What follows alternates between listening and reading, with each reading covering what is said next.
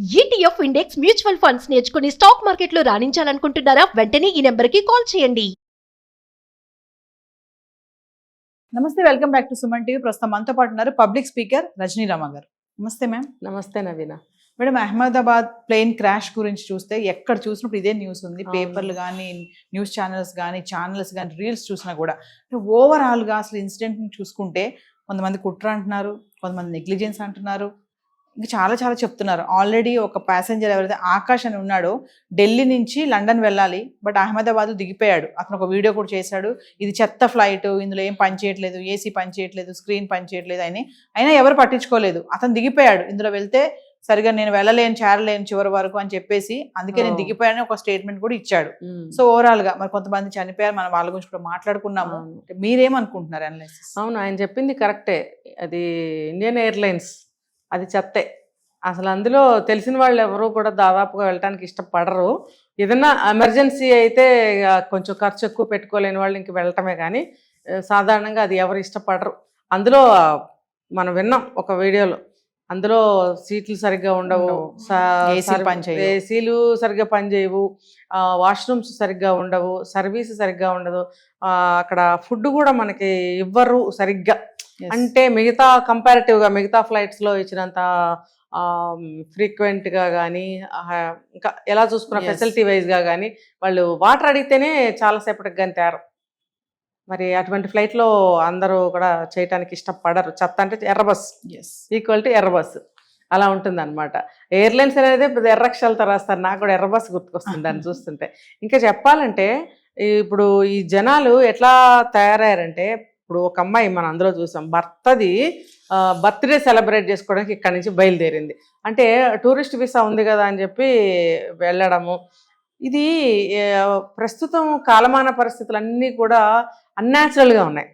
ఇప్పుడు ఇంకా చెప్పుకోవాలంటే బ్రహ్మం గారు చెప్పినవన్నీ ఒకదాని తర్వాత ఒకటి జరుగుతూ వస్తున్నాయి. ఇప్పుడు ఏ సమయంలో ఏం జరుగుతుందో తెలియని పరిస్థితిలో మనం పడిపోయాం. ప్రపంచవ్యాప్తంగా పడిపోయినప్పుడు జనము ఏం చేయాలంటే ఎక్కడికక్కడ కొంచెం జాగ్రత్తలు తీసుకోవాలి. అది ఎంతో అర్జెంటు, అవసరము, తప్పదు అనుకుంటే తప్ప అలాంటి ప్రయాణాలు చేయకూడదు. ఇప్పుడు చూడండి, తల్లిదండ్రులు వెళ్ళిన వాళ్ళు తల్లిదండ్రులు పోయారు, పిల్లలు వచ్చి వెళ్ళేవాళ్ళు వాళ్ళు చనిపోయారు, పెళ్లి చేసుకున్న వాళ్ళు దంపతులు విడిపోయారు, రకరకాలు జరిగిపోయినాయి కదా. ఇప్పుడు ఎన్ని కుటుంబాలు ఎలా అయిపోయినాయి, దానికి ఒక పేరు పెట్టలేం. నిరాదరణ అనాలా, లేకపోతే అనాథలు అయ్యారనాలా, ఒకరికొకరు కాకుండా పోయారనాలా, ఏమనాలో అర్థం కాని పరిస్థితిలో పడిపోయారు. ఇది ఇంకొకటి చెప్పేది అంటే, ఈ ఎయిర్పోర్ట్స్ కూడా దీనికి ఒక రూల్ అసలు ఉంది. ఎయిర్పోర్ట్కి చుట్టుపక్కల ఏమీ ఉండకూడదు అనేది. అందుకనే చూడండి, చాలా దూరంగా ఎయిర్పోర్ట్స్ అనేవి కట్టడం జరుగుతుంది. మనకు కూడా ఇక్కడ బేగంపేటలో ఉండే దాన్ని ఊరి మధ్యలో చాలా చిన్న ఎయిర్పోర్ట్, అది కూడా ఇక్కడి నుంచి తీసుకెళ్ళి శంషాబాద్లో పెట్టడం అనేది మనకి మంచి మేలే జరిగింది. అయితే కూడా ఇప్పుడు రియల్ ఎస్టేట్ వాళ్ళు ఏం చేస్తున్నారంటే, ఎయిర్పోర్ట్కి దగ్గర అని చెప్పి ఆ చుట్టుపక్కల స్థలాలన్నీ అమ్మడము, జనం వెళ్ళి ఇల్లు కట్టుకోవడము, నివాసము అనేది ఏర్పరచుకున్నారు. ఇందుకే ఎయిర్పోర్ట్స్ దగ్గర ఏమి ఉండకూడదు అనేది వన్ ఆఫ్ ద రూల్స్. అది ఉండకూడదు కూడా. మరి ఇప్పుడు ఆ రూల్స్ అన్నీ ఎటు పోయినాయి, ఎందుకు పోయినాయి అనేది మరి విచారించాల్సిన విషయం. ఇది ప్రభుత్వాలే చూసుకోవాలి. మరి అలా ఉండటం వల్లే కదా ఇప్పుడు అహ్మదాబాద్లో అక్కడికక్కడే ఎయిర్పోర్ట్ చాలా దగ్గరగా ఉందట. ఎగిరి ఇలా కూలే ప్లేస్కి, ఈ స్టార్ట్ అయ్యి టేక్ ఆఫ్ తీసుకున్న ప్లేస్కి ఎంతో లేదంట, ఎగ్దమ్ దగ్గరే పక్కనే. చూడండి, అక్కడ మెడికల్ కాలేజ్ ఉండడం ఏంటి? మరి ఎయిర్పోర్ట్కి దగ్గరలో ఏమి ఉండకూడదు అనేది ఒక రూల్ అయినప్పుడు, అంత దగ్గరగా అంతంత కట్టడాలు కట్టడము, వాళ్ళందరూ ఉండడం అనేది కరెక్ట్ కాదు కదా. ఇది ఎందుకు తెలుసుకోరో నాకు అర్థం కావట్లేదు. ఎప్పుడైనా దూరంగా ఉండాలి. ఇంకొకటి ఏంటంటే, దానివల్ల హెల్త్ ప్రాబ్లమ్స్ వస్తాయి. చెవులు పనిచేయకపోవడము, దాని ఎట్లోంచి వచ్చేటువంటి సౌండ్స్ కానీ ఏదైనా కూడా హెల్త్ మీద ఎఫెక్ట్ పడుతుందని కూడా చెప్తున్నారు. అది అన్ని విధాలా చూసుకుంటే, ఇంకొకటి దానికి వెళ్ళే వెహికల్స్, వచ్చే వెహికల్స్, విమానాలు ఎగరటమే కాదు, తర్వాత కూలిని అనుకోండి, ఇప్పుడు కూలింది ఏమైంది, దగ్గర ఇది అయిపోయింది. దానికి ఒక స్పేస్ అనేది కావాలి, ఒక మినిమం ఇంత స్పేస్, దాని సరౌండింగ్ ఏరియాస్ మొత్తం దానికోసం ఖాళీగా ఉండాలి. ఇంకొకటి కొన్ని ఎయిర్ ఫోర్స్ అకాడమీలు కూడా ఊరికి దూరంగానే ఉంటాయి. ఎందుకంటే వాళ్ళు ట్రైనింగ్ ఇవి ఉంటాయి, చిన్న చిన్న విమానాలు, వాళ్ళు 24 గంటలు వాళ్ళు ట్రైన్ అవుతూ ఉంటారు. అవి ఎక్కి గొయ్యి ఇలా తిరుగుతున్నట్టు ఆకాశంలో విన్యాసాలు కూడా చేస్తుంటారు వాళ్ళు, ఒక 5-6 కలిసి. చూసారంటే మీరు విమానాలు 5-6 ఇలా వెళ్తూ ఉంటాయి అన్నమాట, ఇలా ఇలా ఇలా ఇలా విన్యాసాలు. వాటికి కావాల్సిన ప్లేస్ కావాలి కాబట్టి ఆ అకాడమీస్ అవన్నీ కూడా ఊరు చివరే ఉంటాయి, ఎయిర్పోర్ట్స్తో సహా. ఇలా ఊళ్ళో పెట్టుకోవడం కాదు, ఇంకా చెప్పాలంటే ఊళ్ళో పెట్టుకోవడం కాదు, ఇది కట్టాకే చుట్టూతా వచ్చేసి ఉంటాయి. ఎయిర్పోర్ట్కి దగ్గర రెంట్స్ బాగా వస్తాయి మాకు, ఏమంటారంటే మంచి డిమాండ్, ఇలాంటి మాటలని చెప్పి ఎయిర్పోర్ట్కి దగ్గరలో స్థలాలు అమ్మడము, మనం కొనుక్కోవడము, ఇల్లు కట్టుకోవడము. అక్కడ మరి ఇల్లు కట్టుకున్న తర్వాత అక్కడ హాస్పిటల్స్ కావాలి, స్కూల్స్ కావాలి, కాలేజ్ కావాలి, మల్టీప్లెక్స్లు కావాలి, అన్నీ కావాలి కదా. మరి అన్నీ వచ్చేస్తున్నాయి. అప్పుడు ఏమైనట్టు, ఎయిర్పోర్ట్ ఊరు మధ్యలో ఉన్నట్టు. అదేమి ఊరు మధ్యలో ఉండదు, అది వచ్చాకే ఈ చుట్టూ వస్తాయన్నమాట. ఆ కారణంతోనే బేగంపేట నుంచి తీసి శంషాబాద్లో పెట్టారు మనకి. మరి ఇప్పుడు అహ్మదాబాద్లో చూసుకుంటే ఊరు మధ్యలో ఉంది. సో ఇదొక పెద్ద మైనస్ అన్నమాట. ఈ చుట్టూ ఇల్లులు కూడా ఉన్నాయి అక్కడ పక్కనే, అదే కట్టేసుకుని ఉంటారు. ఇప్పుడు మెడికల్ స్టూడెంట్స్ కానీ డాక్టర్స్ కానీ చనిపోవడానికి కారణం ఏంటి, దగ్గరగా ఉండటం వల్ల. దగ్గరగా ఉండటం వల్ల ఇది ఊహించరు అనమాట. ఎప్పుడైనా సరే ఫ్లైట్ లా టేక్ ఆఫ్ అయినప్పుడు పైకి వెళ్ళిపోతుంది, ఎక్కడికో వెళ్ళి ఏదో క్రాష్ అయితే అవ్వచ్చు, ఏదో బాంబు పెడితే అదంతా బయట అవుతుంది అన్న ఒక పెద్ద గొప్ప నమ్మకం అనమాట. కానీ ఇప్పుడు ఏమైంది, ఇంటి పక్కనే అన్నట్టుగా జరిగిపోయింది. ఇలాంటివి ఆలోచించాలి. జనం కూడా ప్రయాణాలు ఊరికూరికి అవసరం ఉన్నదానికి లేని దానికి వెళ్ళిపోకూడదు. మరి డబ్బులు ఉన్నాయి కదా అని చెప్పి ఎంజాయ్ చేసేస్తున్నారు ప్రతి చోటకి వెళ్ళిపోయి. ఇది చేయొచ్చా, ఇది చేయకూడదా, ఇది అవసరమా, ఇది కాదా అనేది ఎవరు ఆలోచిస్తున్నారు? ఇప్పుడు చూడండి, పబ్బులు పార్టీలు అంటున్నారు, డబ్బులు ఉండేగా వెళ్తున్నారు, డబ్బు లేనాడు వెళ్తున్నాడా వాటికి? వెళ్ళట్లేదు. డబ్బులు ఉన్న వాళ్ళే దీన్ని ఎలా ఎంజాయ్ చేయాలి, ఇంకా మళ్ళీ మళ్ళీ ఎలా వెళ్ళాలి, 10 సార్లు ఎలా వెళ్ళాలి. ఇప్పుడు ఇక్కడిక్కడే ఉండేవి, తర్వాత పక్క స్టేట్కి వెళ్ళటం మొదలుపెట్టారు, ఇప్పుడు వేరే కంట్రీస్కి వెళ్ళటం మొదలుపెట్టారు. డబ్బులు బాగా ఉన్నాయి, ఫ్లైట్స్ బాగా ఫ్రీక్వెంట్గా ఉన్నాయి. ఇప్పుడు ఎయిర్లైన్స్ ఫ్లైట్ ఏదైతే ఉందో అమెరికా వెళ్ళింది, ఆ ఫ్లైట్ తీసుకుంటే ఎన్నో ట్రిప్పులు వేసిందంట అది లాస్ట్ 5 daysలో. అంటే ఆ సర్వీసింగ్ కోసం, ఆ డబ్బుల కోసము సర్వీస్ కూడా చేయించకుండా దాన్ని అలాగే నడిపారు. ఆ ఫ్లైట్ ల్యాండ్ అయినప్పుడు, అంటే రిటర్న్ అయినప్పుడు, అరైవల్ అయినప్పుడు దానికి ఒక క్లియరెన్స్, సర్వీస్ క్లియరెన్స్ సర్టిఫికేట్స్ ఉంటాయి. దాని మీద ఎయిర్పోర్ట్ అథారిటీస్ వాళ్ళు సైన్ చేస్తారు, okay service cleared, okay next ట్రావెలింగ్కి దిస్ ఈజ్ రెడీ అని చెప్పి. అలాగే బయలుదేరేటప్పుడు మళ్ళీ ఇక్కడ క్లియరెన్స్ సర్టిఫికేట్ మీద మళ్ళీ ఈ అథారిటీ వాళ్ళు మళ్ళీ కూడా సంతకం పెడతారు, ఇది వెళ్ళడానికి సిద్ధంగా ఉంది, ఆల్ పర్ఫెక్ట్గా ఉంది. అంటే టెక్నికల్ ఇష్యూస్ ఏమైనా ఉన్నా దాన్ని బాగు చేయడము, మళ్ళీ ఫ్యూయల్ నింపుకోవడము, అలాంటివన్నీ చేయటం అనేది చేసిన తర్వాత మళ్ళీ వీళ్ళు సర్టిఫికేట్ ఇస్తారు. ఇవి ఏవి లేకుండా నడుపుతున్నారు. ఎందుకు? జనాలు బాగా వెళ్తున్నారు, మనకి డబ్బులు వస్తున్నాయి, దీన్ని సర్వీస్ బాగానే ఉందిలే, నిన్నగా చేసాము, ఇంతలోనే ఏం అవ్వదులే అన్న భరోసాతోటి పంపించేస్తున్నారు. ఆ రీజన్తోనే ఇది జరిగింది. ఇంకా చెప్పాలంటే వీళ్ళు అది క్లీనింగ్ కూడా లేదు, అదే వాష్రూమ్సే కానీ లేకపోతే మేబీ చేస్తారేమో వాష్రూమ్స్. ఆ ఫ్లైట్ లోపల ఒక మూవీ ఒక షో అయిపోగానే రెండో షోకి క్లీన్ చేస్తారు కదా, మనం వెళ్ళేటప్పటికి నీట్గా ఉంచుతారు. తినేసి కాగితాలు అవి ఇవి ఎక్కువ పడేస్తారని చెప్పి క్లీన్ చేస్తారు. అలాంటిది ఫ్లైట్ ఇన్ని అవర్స్ జర్నీ చేయాలి, అందులో మనుషులు తిరగాలి, మరి వాళ్ళకి ఆరోగ్యం చూడాలి కదా, హైజెనిక్గా ఉంచాలి కదా, అది కూడా క్లీనింగ్ లేదు. అది కూడా హెల్త్ మీద ఎఫెక్ట్. ఇప్పుడు రకరకాల వైరస్లు వస్తున్నప్పుడు ఎవరైనా ఫేస్ తుడుచుకున్న వైపర్స్ పడేయచ్చు, లేకపోతే కోల్డ్ అవ్వచ్చు, టిష్యూస్ పడేయచ్చు, ఏదన్నా అలాంటిది వైరసే కదా అదంతా. అటాక్ అయితే క్లీనింగ్ అయితే వెరీ మస్ట్. అదేమి చేసినట్లేరు. ఈ రీజన్స్ వల్ల, అంటే రకరకాల అన్నమాట, ఒకటి కాదు. నువ్వు అంత దాన్ని క్లీన్ చేయకుండా, సర్వీస్ సర్టిఫికేట్ లేకుండా వెంటనే నడపడానికి కారణం ఏంటంటే వీళ్ళు రెడీగా ఉన్నారు ప్యాసింజర్స్ వెళ్ళడానికి, వీళ్ళకి ఫ్రీక్వెంట్గా అందుబాటులో ఉండడానికి అనమాట. సో ఇన్ని ఫ్లైట్స్ మనకి అందుబాటులో ఉన్నాయి, ఈజీ. ఇప్పుడు మనం అనుకుంటాం కదా, ఈ టైంకి ట్రైన్ ఉందంట, ఈ టైంకి బస్సు ఉందంట, వెళ్ళొచ్చు అని చెప్పి మనం బయలుదేరి వెళ్తాం ఎక్కడికైనా. అలాగే ఫ్లైట్ కూడా ఉంది, ఈ టైంకి ఉంది, మనం వెళ్ళిపోవచ్చు, అప్పటికప్పుడు సూట్ కేసు సర్దేసి వెళ్ళిపోతున్నారు. అంత ఫ్రీక్వెంట్గా నడుపుతున్నారు ఫ్లైట్స్ని. దానివల్ల కూడా జనం వెళ్ళడానికి ఇంట్రెస్ట్ చూపిస్తున్నారు. ఏముంది, ఇప్పుడు ఉన్న బట్టలు, ఒంటి మీద ఉన్న బట్టలతోటి ఎక్కేస్తున్నారు, తలదూకోవడాలు, బట్టలు మార్చుకోవడాలు ఇప్పుడు ఇంటర్నేషనల్ ట్రావెలింగ్స్ లేవు. పాత రోజుల్లో అయితే చాలా అఫీషియల్గా రెడీ అయ్యి చాలా ఫార్మల్గా వెళ్తుండేవారు. అలా లేదు ఇప్పుడు. చూసారంటే ఎలా ఉన్నావు, నిద్ర లేచి ఆ చింపిరి చుట్టుకు ఒక రబ్బర్ బ్యాండ్ వేసుకుని ఫ్లైట్ ఎక్కేస్తున్నారు.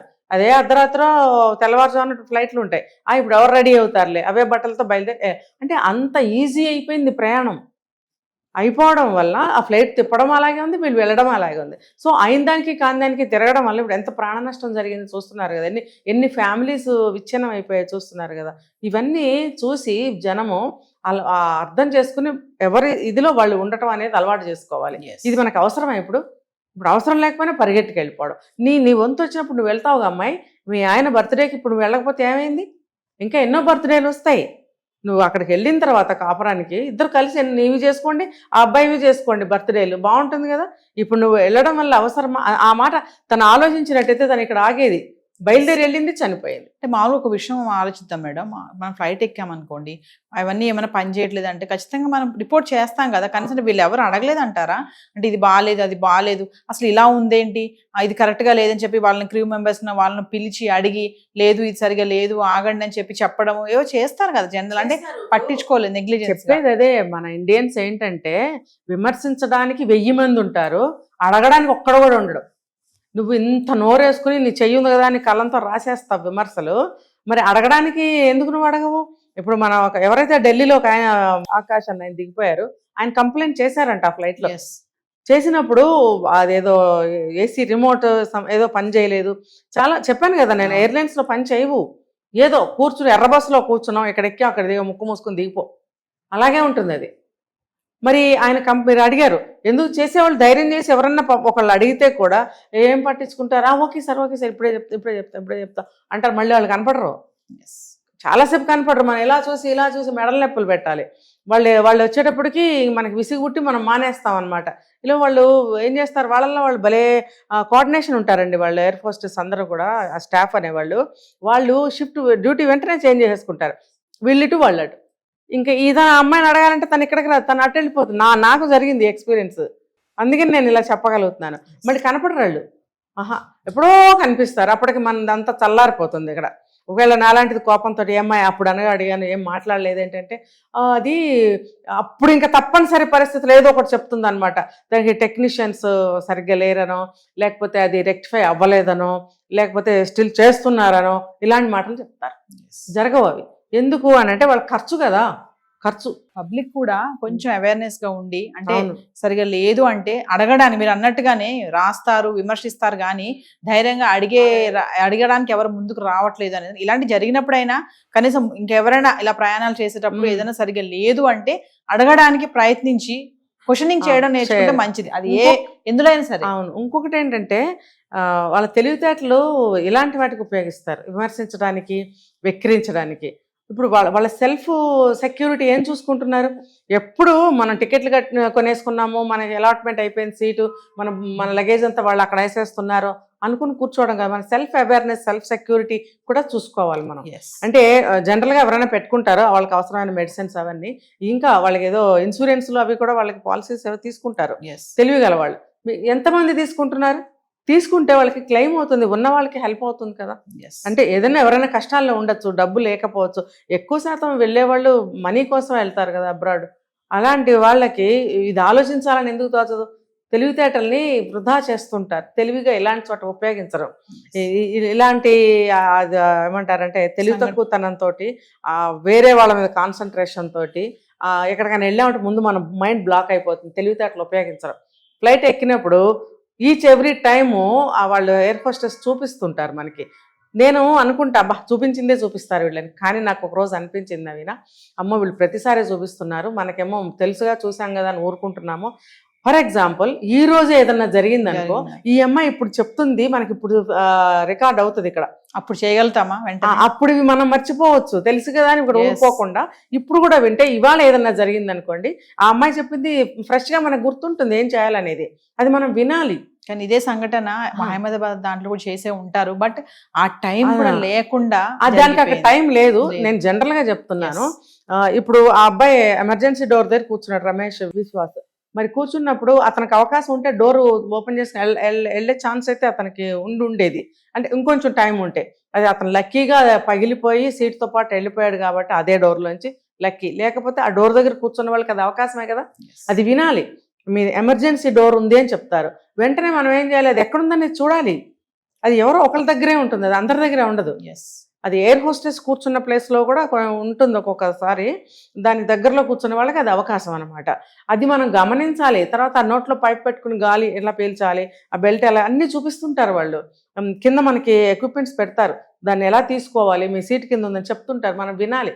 మనకేంటంటే గర్వం ఎక్కువ, అంటే మనకు అన్ని తెలుసు, మాకు అన్ని తెలుసు, అబ్బా ఈ అమ్మాయి పని లేదు, ఏం జరుగుతుంది, ఏం జరగదులే. ఎస్, ఇది ఒక పెద్ద భరోసా.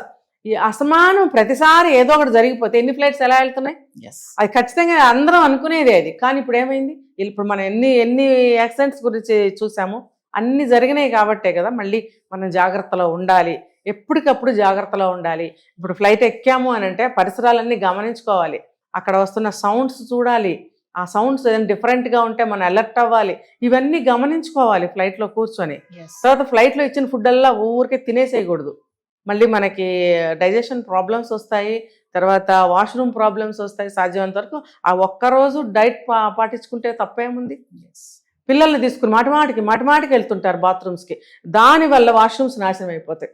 అంటే ఇది సొసైటీలో ప్రతి ఒక్క సిటిజన్ బాధ్యత అండి. ఫ్లైట్లోనే కాదు, బస్సులోనే కాదు, ట్రైన్లోనే కాదు. ఇష్టం వచ్చినట్టు తినేసి, ఇష్టం వచ్చినట్టు వాష్రూమ్స్ వాడేసి, కంపు చేసేసి, నిజంగా ఎయిర్లైన్స్లో కూడా అలాగే ఉంటుందండి. ఇది గవర్నమెంట్ సర్వీసెస్ కాబట్టి వాళ్ళు ఖర్చు పెట్టరు. అదే మనకి ప్రైవేట్ ఫ్లైట్స్కి వెళ్తే చాలా బాగుంటాయి. అందుకు ఫెసిలిటీస్ ఉంటాయి, అవి ప్రైవేటీకరణ చేశారు కాబట్టి. గవర్నమెంట్ ఎందుకు ఖర్చు పెడుతుంది? సో తక్కువ రేట్ అని చెప్పి దీనికి వెళ్తారు అందరూ. ఏమైనా ఇవన్నీ జాగ్రత్తలు తీసుకున్నట్టయితే కొంతలో కొంత మనకి ఉపయోగాలే కదా ఇవన్నీ, మనకి చాలా ఈజీ అవుతుంది జర్నీ, హెల్ప్ అవుతుంది. సో తెలుసుకోవాలి అందరూ. Thank you ma'am.